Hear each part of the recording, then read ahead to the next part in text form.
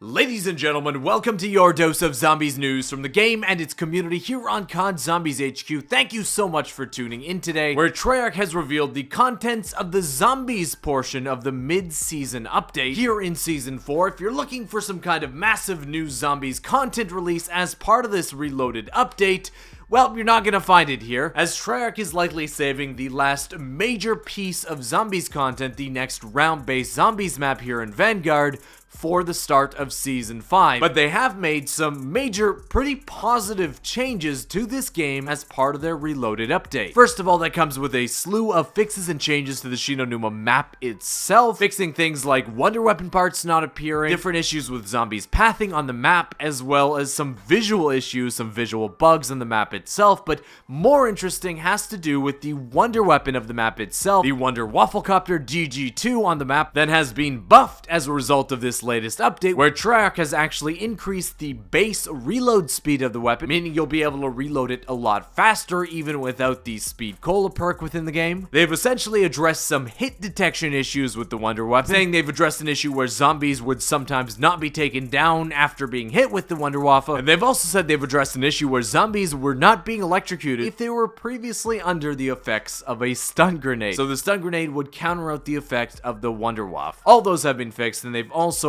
added the Vargo 5 unlock challenge into zombies, a pretty easy one to do if you're willing to dedicate some time to it, where to unlock it in zombies you've got to use an AR to take down 20 or more zombies without getting hit 50 times. Next, they've also reduced the cost for crafting armor in round-based zombies maps, bringing the level 1 cost to 500 scrap, level 2 to 1000 scrap, and level 3 to 2000 scrap, meaning you should now be able to craft armor a lot sooner than you would have before this point, although the costs for crafting armor will remain the same as they always were in the first two maps released in Vanguard, Daron Fang and Terra Maledicta. Next, in what I see is one of the two most interesting things to possibly come out of this update. The first has to do with one of the most annoying mini-boss zombies we've ever seen in the zombies mode so far, Zabella the Deceiver, which teleports around. She fires those AoE rings at the ground that you constantly have to avoid, but the most annoying part of it is her constant and lengthy immune phases, where you can't do any damage to her.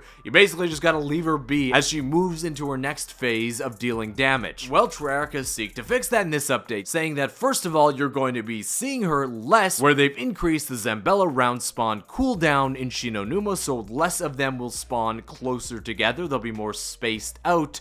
And, most importantly, they say that Zabella will no longer enter an immune state, meaning whenever she's around you can deal damage to her, increasing the pace of the game, whereas before you basically had to stop shooting her every time she entered her immune state. Although some people are reporting that there is still immune text popping up when taking down Zabella, even after this update, so what exactly they changed there, or if that's still bugged, still needs to be worked out. And the next thing that it seems like they're looking to add, though it hasn't been released into game yet and might end up actually being released with the next map in Season 5, is what I think to be the best feature to come out of Cold War Zombies, and that being the return of the Trials machine, with Notorious Leaker Reality UK saying it's back, baby, that the Trials machine from Cold War will be added into Vanguard in some form. Again, I would imagine it releasing with the new map in Season 5 and then possibly being retroactively added to Numa in that update as well. I'm not sure why they didn't release the Trials machine at launch in Numa. They already have a bunch of objectives coded into the game as a result of Daron Fang and Terra Maledicta. You'd think that those objectives and the Trials machine would fit perfectly together, but I guess they just didn't have it completed at that time, and we'll get it in some future update. But guys, that wraps up the news today. I hope you enjoyed it. If you did, consider leaving a thumbs up on the video down below. Subscribe to the channel if you haven't already,